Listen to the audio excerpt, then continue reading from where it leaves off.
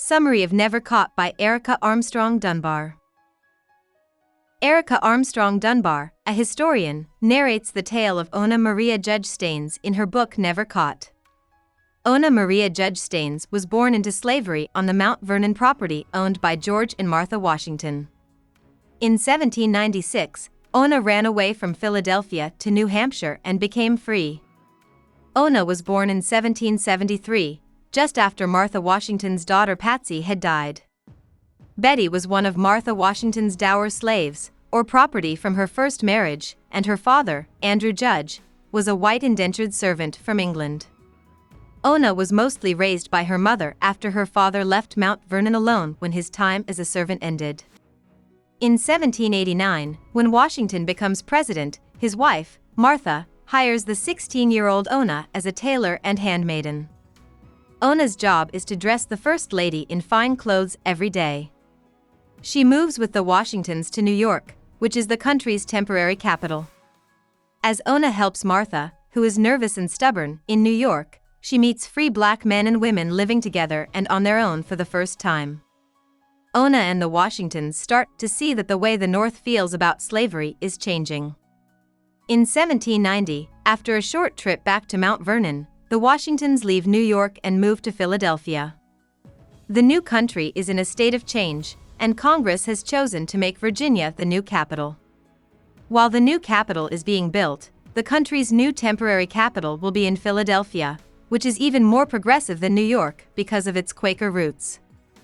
At the large executive mansion on High Street in Philadelphia, Ona lives in a house filled to the brim with members of the Washington family, and the government, white bonded workers, and enslaved black people. Ona starts taking care of Wash and Nellie, the Washingtons' grandkids. After being close to the Washingtons' white workers and the growing number of free black people in Philadelphia, Ona starts to think about what it would be like to be free. After living in Philadelphia for a few months, a member of Washington's staff tells George and Martha that a law in Pennsylvania could take away their control over the few slaves they brought with them. Adult slaves who have lived in Pennsylvania for more than 6 months have the right to claim their freedom, according to the law. To get around this law, George and Martha start shuffling their slaves by sending them back and forth from Mount Vernon every 6 months. They do this even though they know it won't be long before Ona and the other bondwomen and bondmen find out the truth about what they're being told. Tobias Lear, Washington's chief of staff, helps set up the slave shuffle that the Washingtons do for almost 6 years. During that time, Ona struggles with her desire for freedom and her fear of being found or recaptured, as Dunbar writes. Ona knows that even if she manages to get away from the Washingtons, she will never feel safe. She will probably be made to do hard housework that is much harder than what she did at the executive mansion. After seeing Giles in Paris, 2 of Washington's slave black drivers, lose favor, Ona has to deal with the death of her brother, Austin. Soon after, she and the Washingtons have to run away from a terrible spread of yellow fever. Then, when Martha Washington's niece Eliza Parke Custis announced that she was getting married to a much older man, Thomas Law, Martha said that she planned to give Ona to the young Eliza as a wedding gift. Ona can't take the shame of understanding that she is disposable and can be replaced. Ona is finally ready to start making plans to leave because of the bad things that have happened to her lately. Dunbar says that a group of free black people in Philadelphia helped Ona get away at the end of May 1796, while George and Martha Washington were eating dinner at the executive mansion. The Washingtons put an ad in the local paper almost right away, offering a prize for Ona's safe return. But Ona is already on a ship headed for Portsmouth, New Hampshire, when the ad comes out. In Portsmouth, Ona stays out of sight while she gets a place to live and a job as a housekeeper through a small but close-knit group of free black men and women who live there. Even though slavery won't be against the law in New Hampshire until 1857, by the time Ona gets there, not many white men or women own slaves. Ona is still careful about what she wears, who she tells her story to, and how she moves. But one day in the summer of 1796, Elizabeth Langdon sees Ona and recognizes her. Elizabeth is the daughter of John Langdon, a New Hampshire senator whose family often visited the executive mansion while Ona worked there. Langdon tells the Washingtons what his daughter has seen in a letter to them. In September, Washington asks for help from federal officials who catch runaway slaves to try to bring Ona back to Virginia. He thinks a Frenchman led her away, and he won't even consider the idea that she ran away on her own. Joseph Whipple, who works as a customs officer in Portsmouth, is one of the people Washington asks for help. Whipple puts out a fake ad for a housekeeper, and Ona takes the call because she needs a job. But when Whipple talks to Ona, she sees that she has been tricked. She makes Whipple happy by telling him she'll get on a boat to Virginia. But while Whipple waits for her on the docks, she goes into hiding in a nearby town. Whipple tells Washington about his failure, and Washington starts to understand that if he really wants Ona back, he will have to show how desperate he is in a political situation that is becoming more and more anti-slavery.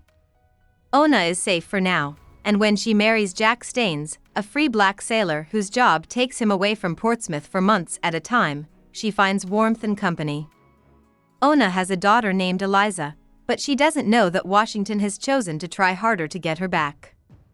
In the summer of 1799, Washington asks Martha's nephew Burwell Bassett Jr., who is a senator in Virginia, to go to New Hampshire and bring Ona back by any means possible.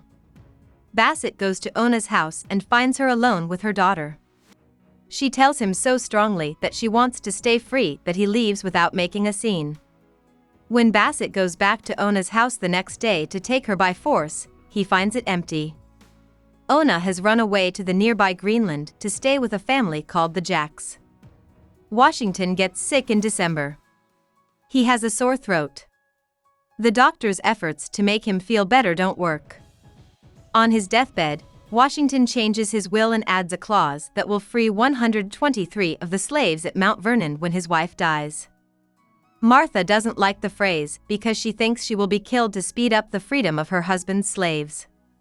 She frees them herself on January 1, 1801. When she dies in 1802, her slaves are given to her grandkids. Ona's other two kids with Jack Staines are a girl named Nancy and a son whose name isn't known for sure but is probably named William. In 1803, Jack Staines dies, which makes things hard for Ona and her children.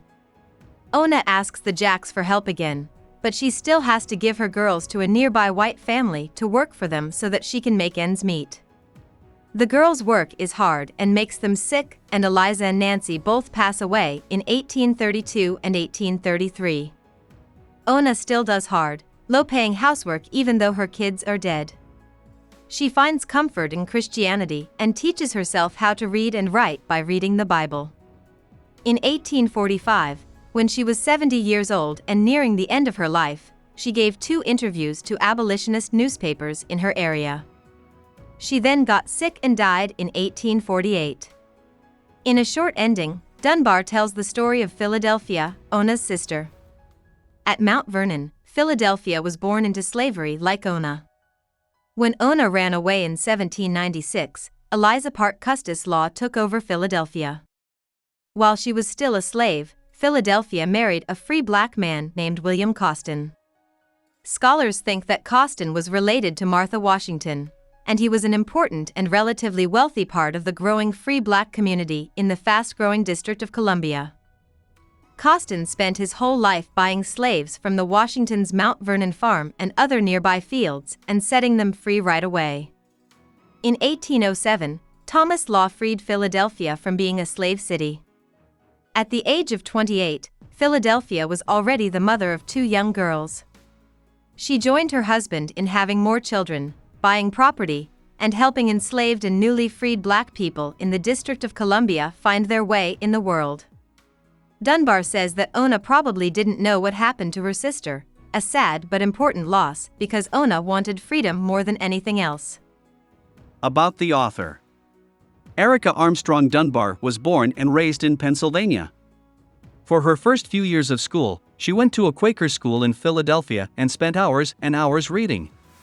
She liked real-life stories, and when she went to college at the University of Pennsylvania, she chose to study what she loved as a child. After getting her BA in History and Afro-American Studies from UPenn, she went on to Columbia University to get her MA and PhD. Dunbar says that most of her study and writing has been about the lives of women of African descent who lived in the United States in the 18th and 19th centuries. Dunbar has been the Charles and Mary Beard Professor of History at Rutgers University in New Jersey since 2017. She is especially interested in urban history, the history of Philadelphia, and the study of freedom. Dunbar is also the National Director of the Association of Black Women Historians. Before that, she was the first director of the Library Company of Philadelphia's program in African American history. Dunbar wrote She Came to Slay, The Life and Times of Harriet Tubman, Never Caught, The Washingtons' Relentless Pursuit of Their Runaway Slave, Ona Judge, which was a finalist for the 2017 National Book Award for Nonfiction, and A Fragile Freedom, African American Women and Emancipation in the Antebellum City. Dunbar has also written for newspapers and magazines like The Nation, Time, The New York Times, and the Philadelphia Inquirer. Hope we summarized it fully and you liked it. Please hit the like button and subscribe to our channel so that we are motivated to create more videos.